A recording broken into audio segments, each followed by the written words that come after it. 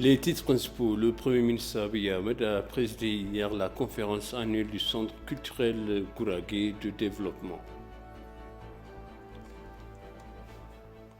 Les services de sécurité éthiopiens et russes ont convenu de renforcer leur coopération dans les domaines de la sécurité.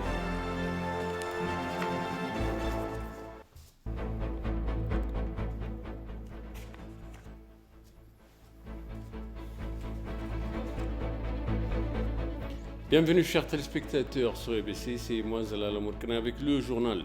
Le Premier ministre Abiy Ahmed a présidé la conférence annuelle du Gouragé.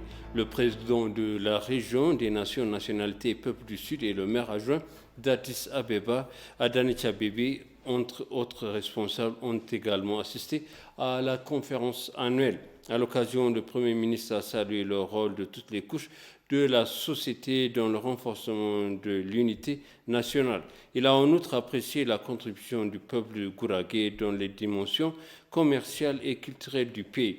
Le Premier ministre a en outre appelé les citoyens à jouer leur rôle dans la préservation du patrimoine culturel et historique du pays et à maintenir des acquis de développement en cours.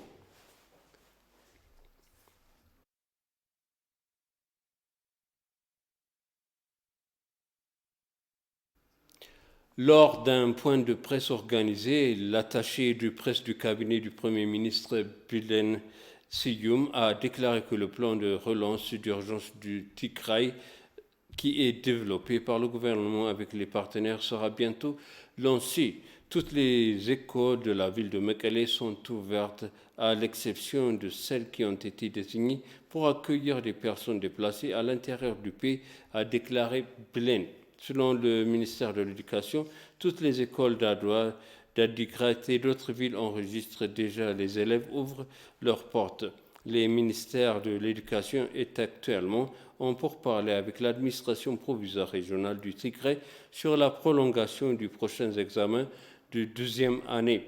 De fausses allégations sur l'utilisation d'armes chimiques sont toujours répercutées et utilisées pour essayer d'influencer l'opinion internationale.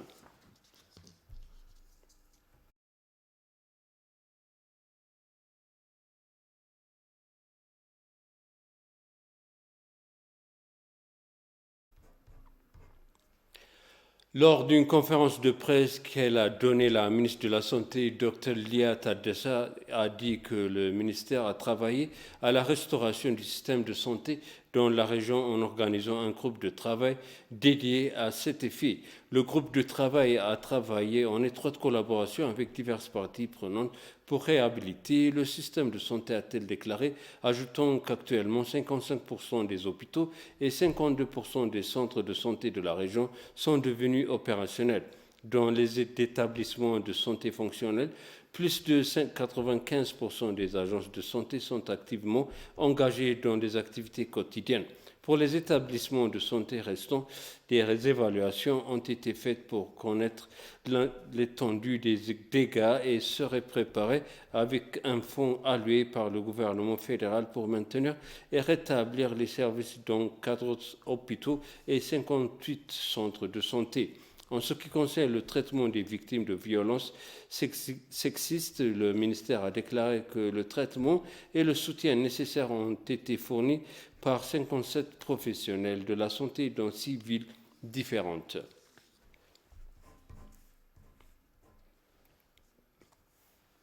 Les services de sécurité éthiopiens et russes ont convenu de renforcer leur coopération dans les domaines de la sécurité et d'autres secteurs.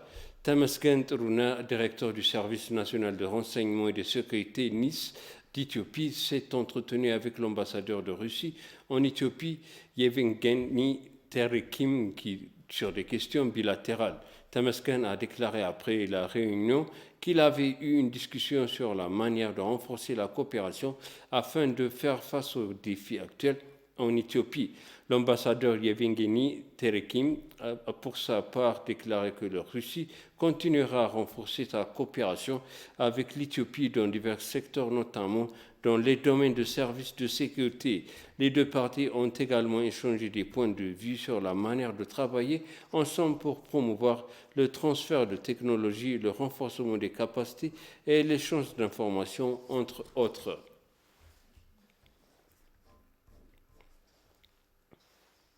Le Conseil électoral d'Éthiopie a déclaré que la distribution a déjà commencé du matériel de formation des agences électoraux se terminera au cours des 2 prochains jours. Lors d'une conférence de presse tenue, le conseil d'administration a informé leurs journalistes des modalités de vote et du matériel de formation et d'autres préparatifs en cours avant les prochaines élections nationales. Le conseil a annoncé qu'il se préparait à offrir des formations à 150 000 administrateurs électoraux dans les endroits où les documents sont parvenus. Une distribution supplémentaire sera effectuée des circonscriptions au bureau de vote à travers le pays, a indiqué le Conseil. L'Éthiopie organisera les prochaines élections générales le 21 juin 2021.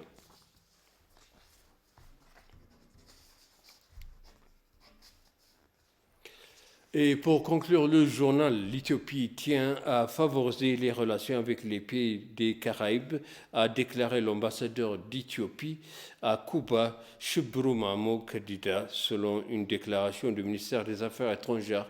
L'ambassadeur a déclaré que les racines africaines dans les peuples et nations des Caraïbes facilite les relations de l'Éthiopie, souhaite favoriser aujourd'hui en tant qu'objectif de politique étrangère. L'ambassadeur a également expliqué que les relations éthio-cubaines étaient historiques de longue date, profondément enracinées et basées sur une solide base d'amitié fondée sur les sons lors de la défense de la souveraineté de l'Éthiopie dans les années 1970. Les liens bilatéraux entre l'Éthiopie et le Cuba se sont renforcés au cours de ces années dans l'exécution du programme de coopération dans divers domaines tels que la santé, l'éducation, la science et la technologie, a-t-il ajouté. En outre, il a également parlé aux médias et aux efforts du gouvernement pour fournir une assistance humanitaire aux habitants de la région du Tigray en collaboration avec les agences humanitaires internationales.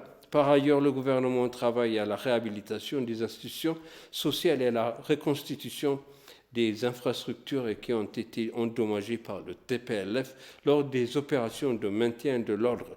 L'Éthiopie est très dévouée à élucider les différences avec le pays en aval et à adhérer aux solutions africaines aux problèmes africains, a fait valoir l'ambassadeur.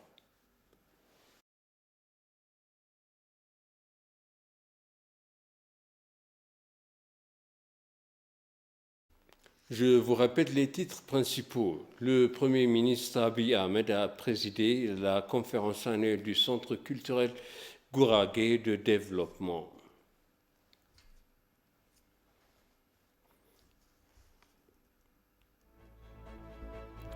Les services de sécurité éthiopiens et russes ont convenu de renforcer leur coopération dans les domaines de la sécurité. Chers téléspectateurs, s'achève le journal. Merci de nous avoir suivis. Excellente suite de programme.